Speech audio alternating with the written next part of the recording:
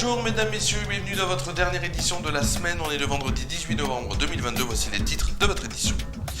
On verra aujourd'hui la condamnation que la conductrice responsable de l'accident du car de Mia a eu. On ira sur le sujet donc de l'électricité avec la RTE qui alerte sur le risque élevé de tension sur le réseau en janvier. En Ardèche, plus de 850 vidéos téléchargées pédopornographiques. Un Ardéchois condamné à 1 an ferme.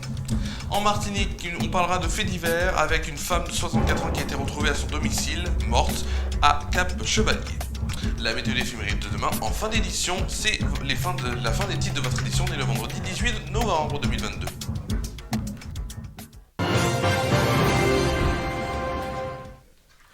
On va commencer cette édition par le drame de l'accident du car de Mia.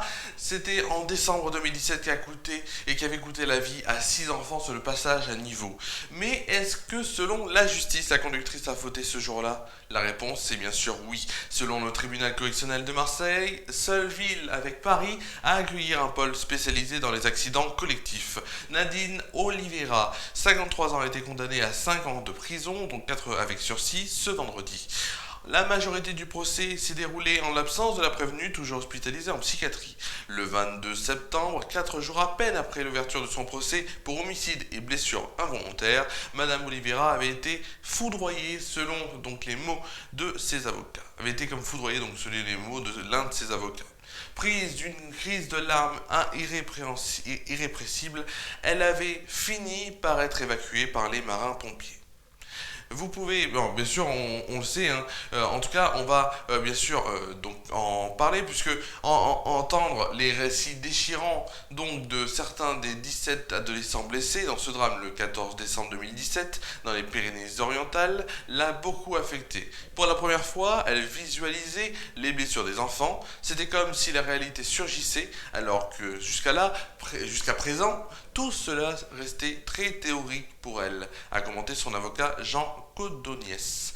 Absente des 2 dernières semaines de son procès, Madame Oliveira, seule prévenue dans ce dossier, d'abord était donc admise en cardiologie avant de rejoindre un hôpital psychiatrique de Marseille. Son avocat espérait une relaxe, mais le procureur Michel Sastre avait requis donc une peine de 5 ans d'emprisonnement, dont 4 avec sursis probatoire, assorti d'obligations de soins et d'indemnisation des victimes. Il avait également demandé l'annulation de ses permis de conduire, de tourisme et de transport de passagers, ainsi qu'une interdiction définitive d'exercer une activité professionnelle en lien avec des enfants.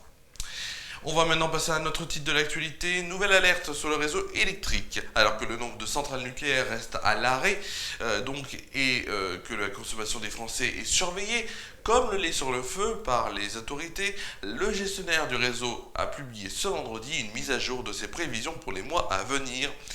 Et celles-ci sont mitigées. D'après RTE, côté pile, la situation relativement sous contrôle dans les 6 mois à venir, les situations extrêmes ne sont pas les plus probables. Et en aucun cas, la France ne court un risque de blackout, c'est-à-dire de perte de contrôle total du système électrique. Cet hiver, seuls les quelques signaux éco-watts rouges indiquant une tension extrême donc attendue sur le réseau le lendemain sont à attendre dans le pire des cas. Autre élément encourageant, la baisse de la consommation électrique se confirme chaque semaine. Dans sa dernière publication, le gestionnaire indique que la consommation d'électricité en France, donc retraitée des effets météorologiques et calendaires, est en baisse par rapport aux années précédentes, de l'ordre de 5,4% sur la semaine passée et de 6,6% sur le mois qui vient de s'écouler.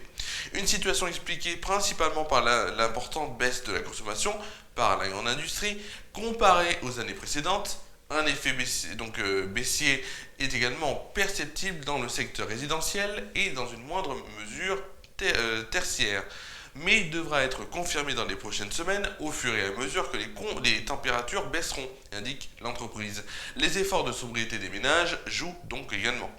Voilà pour les éléments positifs. Alors côté face, le gestionnaire s'inquiète de la situation attendue en janvier prochain, en estimant donc le risque de tension sur le réseau élevé. Les retards accumulés par EDF pour redémarrer les centrales jouent aussi. La disponibilité du parc nucléaire est aujourd'hui légèrement inférieure à la prévision centrale de RTE de début septembre. Note l'entreprise, qui pointe notamment la responsabilité des mouvements sociaux Xayan, qui a mis à l'arrêt des travaux de rechargement durant le mois d'octobre. Une actualité maintenant locale avant d'aller en Martinique, on en a parlé hier. Hier, on a parlé de ce logiciel américain qui avait permis d'interpeller 48 hommes dans la semaine. Ces hommes ont entre 26 ans pour le plus jeune et 79 ans, donc pour le plus vieux. En Ardèche, c'est un homme de 61 ans qui a été jugé en comparution immédiate ce jeudi devant le tribunal correctionnel de Privas. Le sexagénaire est originaire de la Ville-Dieu. Il a été reconnu coupable de détention, offre et mise à disposition de l'image d'un mineur présentant un caractère pornographique, a indiqué Cécile Deprade, procureur de Privas. L'homme est accusé d'avoir téléchargé 852 vidéos pédopornographiques, a rapporté France Bleu dans l'Ardèche. Lors de sa garde à vue, l'Ardéchois a reconnu les faits face aux preuves récoltées par les enquêteurs. Des vidéos mettant en scène, pour la plupart, des enfants de moins de 10 ans ont été trouvées dans son matériel informatique. Pour expliquer son geste, l'homme a évoqué une curiosité malsaine. La procureure de la République avait requis à son encontre 2 ans de prison, dont 8 mois avec sursis. Il a finalement été condamné à 2 ans de prison, dont 1 ferme, avec obligation de soins, interdiction d'être en contact avec des mineurs et d'exercer une activité professionnelle ou bénévole auprès de mineurs. Il a été également placé sous mandat de dépôt. Selon le code pénal, la consultation de photos ou vidéos pédopornographiques est passible de 5 ans d'emprisonnement et de 75 000 € d'amende. On va maintenant parler d'un autre sujet. On va aller en Martinique où hier matin une découverte macabre a eu lieu pour les habitants du Cap Chevalier à Sainte-Anne. Une femme âgée de 64 ans a été retrouvée morte à son domicile. L'information a été confirmée par les gendarmes qui sont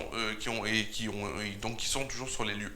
Malgré l'intervention des secours, le décès a été constaté sur place par le médecin du SMUR. Une enquête de gendarmerie est ouverte pour déterminer les circonstances du décès qui, selon les premières informations, pourrait être due à un malaise. On va maintenant aller sur on va regarder cette belle vue qu'on a. Donc je disais, on va tout de suite aller du côté de la météo. Regardez la météo tout de suite avec le générique.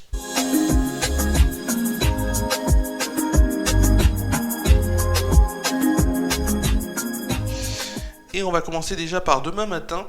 Demain matin sur Tournon-sur-Rhône. Au programme, un ciel très nuageux nous accompagnera, malheureusement, oui. Des nuages à venir pour demain matin, avec une température de 8 degrés de moyenne. Demain après-midi, c'est les éclaircies qui nous suivront pour une température de 11 degrés de moyenne et de 12 degrés au milieu de la journée, avec aussi cependant des rafales de vent à 40 km/h. En soirée, un ciel très nuageux conclura cette journée, il fera 8 degrés de moyenne. La météo pour la France métropolitaine, avec demain matin des pluies qui tombent au sud de la Garonne, avec de la neige des 1400 mètres sur les Pyrénées. Un risque orageux est présent en Corse et sur les Alpes-Maritimes ailleurs. Le temps est calme, frais et brumeux, avec de possibles petites gelées blanches dans les campagnes, notamment au nord-ouest. Côté température, il fera 5 degrés à Cherbourg, Charleville-Mézières, Troyes, Dijon et La Rochelle. À Brest, Rouen, Paris, Lyon et Montélimar, il fera une température de 6 degrés. Il fera 7 degrés à Lille, Strasbourg et Monaco. Lille, Strasbourg, et Bordeaux. Il fera 8 degrés à Toulouse et Montpellier, 10 degrés à Perpignan. Pour le plus froid, il fera à Nantes, 2 degrés, et à l'inverse, où il fera le plus chaud, ce sera à Nice, où il fera 13 degrés. La météo de demain après-midi sur votre écran, avec demain après-midi les pluies qui se poursuivent au pied des Pyrénées, tandis qu'un risque orageux persiste en Corse et aux Alpes-Maritimes. Ailleurs, un temps variable et frais s'impose. Il fera côté température 8 degrés à Lille et Charleville-Mézières, 9 degrés à Troyes, Dijon, Bourges et Limoges, 10 degrés pour Strasbourg, Orléans, Lyon et Montélimar, 11 degrés à Brest, Cherbourg, Rouen, Paris, Biarritz et Montélimar. J'ai déjà dit Montélimar, donc c'est 11 degrés à Montélimar, excusez-moi. Il fera 14 degrés à Marseille. Pour le plus froid, il fera Aurillac 7 degrés, pour le plus chaud, 17 degrés à Nice. On fêtera demain la Saint-Tanguy. Le soleil se lèvera à 8h05 et se couchera à 17h05. On perdra ainsi 3 minutes de soleil. Pour demain, vous allez me dire qu'est-ce qui va se passer pour demain. Et bien demain, il va se passer la chose suivante. Hop, voilà. Demain donc, le samedi détente, émission de samedi détente à suivre donc sur FRA News, donc à 19h pour une émission inédite. Dimanche, la première de Coupe du Monde, donc Coupe du Monde 2022 le MAG, avec les résultats, les actualités du moment et le programme des matchs du lendemain. En direct ou en inédit, ça sera sans doute en direct pour la première à 19h15 et le JT reviendra pour sa part. Ce sera donc mercredi en inédit. Merci à vous d'avoir suivi cette édition du JT. Merci à vous d'avoir suivi cette édition. Je vous retrouve pour ma part donc demain pour samedi détente. Je vous souhaite de passer une très bonne soirée, une bonne nuit. Prenez soin de vous et de vos proches. Et donc je vous dis à demain sur FRA News, samedi détente à 19h en inédit.